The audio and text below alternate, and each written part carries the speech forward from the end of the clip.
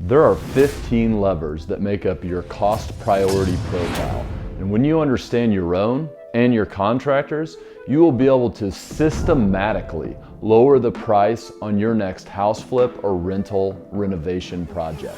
I'm sure you've heard it said that you have to pick two of the three between speed, price, and quality. Well, it's quite a bit more complex than that. It's pretty obvious that as real estate investors, one of our main goals when shopping contractors is to do the renovation on that house flip or rental for the best price possible. I don't think that's anything to be shy about. Now, a lot of you hear that and you think that that means you got to go beat contractors down on their prices, but that's not necessarily the case. What you really need to do is understand the different factors that a contractor will weigh when deciding what customers and which projects to work on. In this video, I intend to help you understand the 15 levers that make up you and your contractor's cost priority profile, plus one more that I'm not sure I'm supposed to say, so I'll beat around the bush a little bit to make sure that I make it clear while not getting myself in any trouble. First, you need to understand what is meant by cost versus price. There are two main categories of costs: real costs, which are direct and indirect, and two, perceived costs. Real direct costs are the measurable dollar costs, like what they pay for staffing, subcontracting, machinery, materials, etc. Basically everything that you can find on a profit and loss statement. You can't really impact the real direct cost of a contractor. This is really about how well they manage their business. Typically, the most cost-effective way for a contractor to run their business is by keeping their company small and just having a crew that they probably lead themselves and maybe one person on an administrative team. When they're smaller than that, they have to raise the price of their personal hourly rate to keep up with the overhead of the company. But when they get bigger, they have to rely on adept business management. So I'm always trying to find some of these smaller companies where the owner leads a crew onto these job sites. That makes up 90 to 95% of my contractor pool. So how do you make an impact to the real direct costs?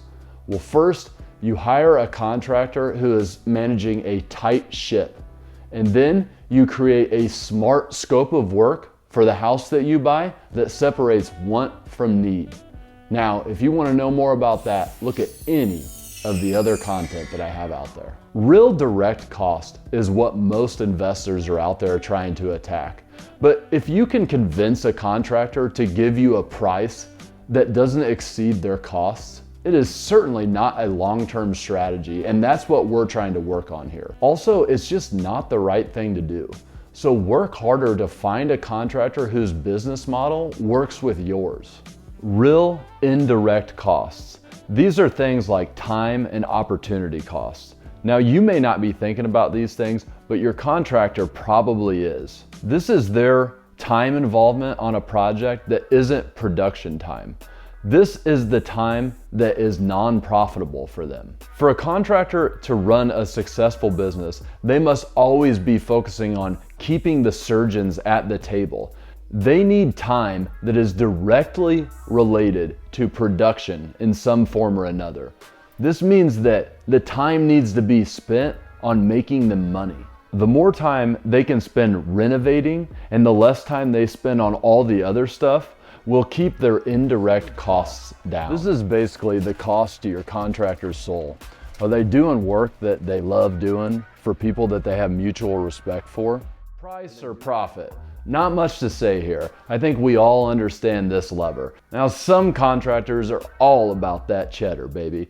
It may be 99% price and 1% all 14 other levers here.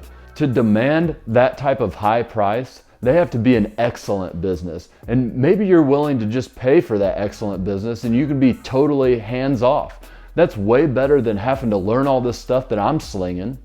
A caveat though, some contractors just don't understand how to operate a business profitably and keep their costs down. So it's not necessarily that they're trying to make all the profit, it's just that their costs are so high they just can't charge less money. Now, you all are really here to find out the other levers, so you can find a contractor who cares about something more than just price. Some just want to be left alone. Just let me go in that house for the next 3 months and build stuff. They want you to stay off the job site. They don't want to be on the phone with you every day. So for these guys, set a clear scope of work with checkpoints and then let them do their thing. You'll be rewarded.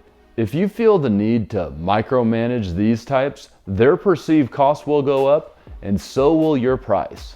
Craftsmanship or creativity. There are contractors out there who are always showing photos of the work that they've done and the creative way that they address different portions of a project. Awesome. Show me more is what I would say to them. I'm pumped that you're able to express yourself creatively. However, if that high craftsmanship started to show up on my bottom line, I might have a different opinion about it. There are contractors out there who are in it for the love of the game, and they just want to deliver something that they can be proud of, and that's what makes them proud. And they don't mind spending a little bit of extra time to make the job perfect. Great. Fluid schedules. Every contractor loves to have a project that doesn't have a strict timeline. This is a safety blanket. A big part of life for a contractor is to make sure that they have the next project lined up. So if there's a gap between finishing project A and starting project B, that represents a gap in their income, which is not acceptable in this razor-thin profit industry that is construction. Now, if you can provide them with a project C that doesn't have as strict of a timeline, they may not even have to make much of a profit on it.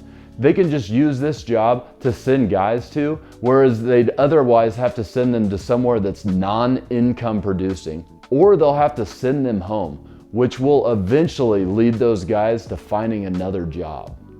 Receiving trust. The customer to contractor relationship has long been a muddy one. Each side thinks the other side is out to get them, and usually that ends up manifesting itself. The reality is that most mistakes are unintentional, and they're caused by miscommunication. Trust me, contractors can sense the negative feelings that you have towards them. So break the cycle and give them some trust. You'll be rewarded for it.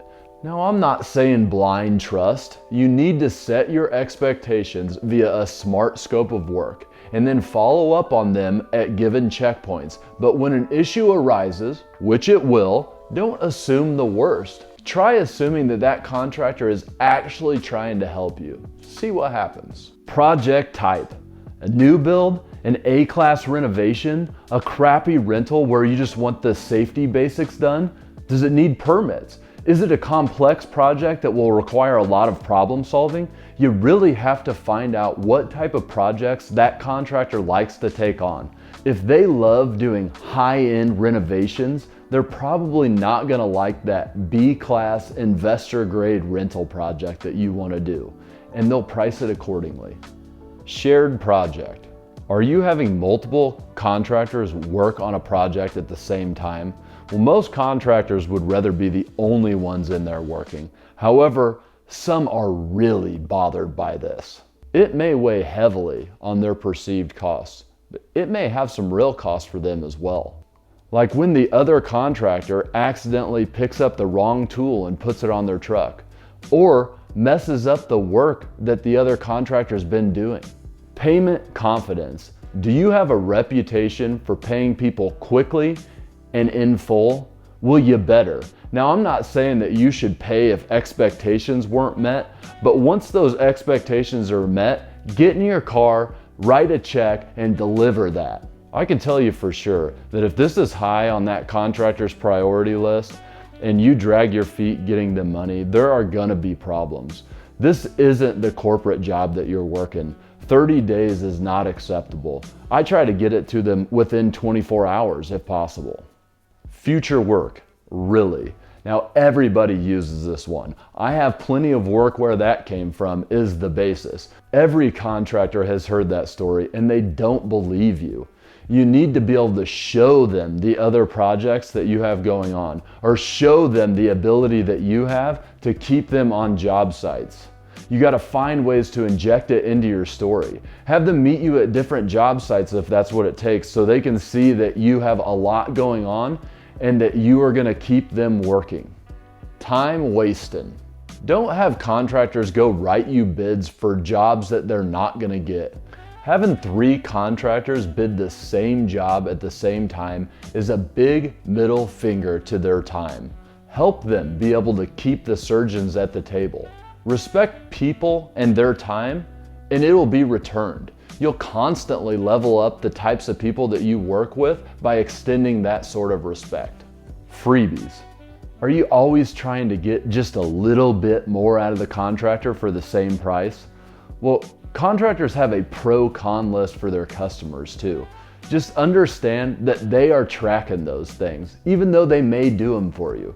But on your next estimate, just wait to see that price. ADD, or a focused scope of work. Now you may think that you're really optimizing by changing the plan when you run into certain roadblocks, or because you simply thought of a new design.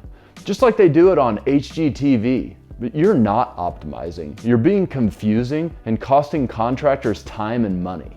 Now, I know it seems weird that if you're willing to pay for those change orders, why would the contractor be upset? Because some contractors just want to put their head down and get to the end of the project and be proud of a job completed. License, insurance, and permits. Now, I'm not advocating hiring guys who aren't on the up and up, but this video is about all the factors that affect the price. So if you hire a guy that's working out of his basement and he doesn't have any of those things, you are certainly going to get a price break. Obviously, you will be exposing yourself to some other risks. Who are you? Be likable. How do you do that? You just got to be genuine. You have to know who you are and act accordingly. You see, I'm an experienced investor and a contractor, so I play that part well. But when our operations manager goes to job sites, he doesn't try to play that part. He says things like, "Hey guys, I don't know construction. I'm just here to gather information and bring it back to the office, and I'll bring you guys back a decision. I'm really good at being organized, so I'll make sure that gets to you in a timely manner." He plays the part of who he really is, which is what all of you guys should do. He doesn't try to act like he knows construction when everybody there is going to know he doesn't.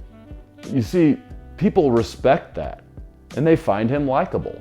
So how can you become likable? Become genuine. Perfectionist. It's not necessarily problematic to be a perfectionist. The question is, do you know it? And are you willing to pay for it? And if you are, it needs to be established at the beginning of the project, in the expectation setting portion of the project, not at the end. Most projects aren't even close to perfect. Just look around your house. Now, if you're going to be shining a flashlight down the drywall, make sure that you're willing to do what that takes financially. Also understand that it's going to make your project take 3 times as long. And if you're all right with that, and your contractor's all right with that, and you agreed upon it before they gave you a bid, then everything's fine. But if they've given you a bid and then you start pulling those things out, you are gonna pay for it. Now for the bonus. Surprise lever number 16. Language. Some guys don't speak English all that well. Yeah, I think you get what I mean here. However, I'm also talking about various shades of the English language. Yeah. 40 days over, I'm gonna try to give you singing lessons. Now, some customers aren't willing to put in the effort to bridge the gap here. Well, I'm telling you, you're missing out on some of the best people to do business with. How do you apply this newfound knowledge?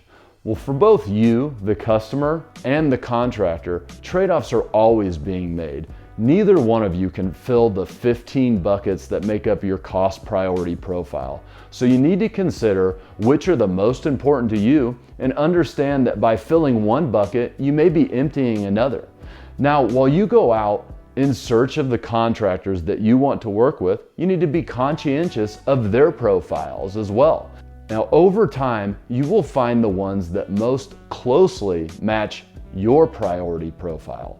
Now, this isn't Match.com. You're not gonna find perfect alignment here, but I believe that by being mindful of these factors It will help you build a better team of contractors and vendors, and therefore a more profitable, less stressful real estate organization. Okay. Yahtzee.